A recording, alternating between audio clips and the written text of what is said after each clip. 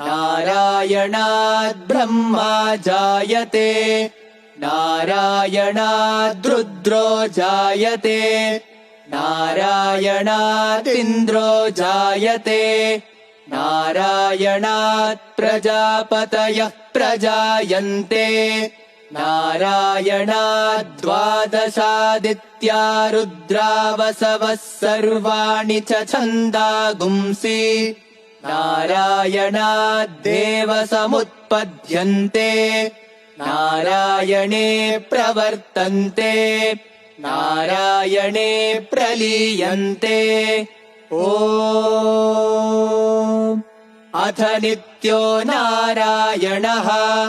ब्रह्मा नारायणः शिवश्च नारायणः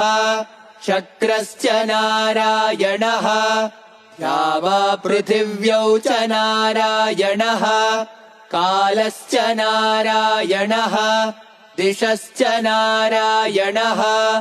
ऊर्ध्वश्च नारायणः अधश्च नारायणः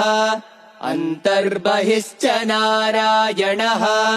नारायण एवेदगुं सर्वम् यद्भूतं यच्च भव्यम् निष्कलो निरञ्जनो निर्विकल्पो निराख्यातः शुद्धो देव एको नारायणः न द्वितीयोऽस्ति कश्चित्।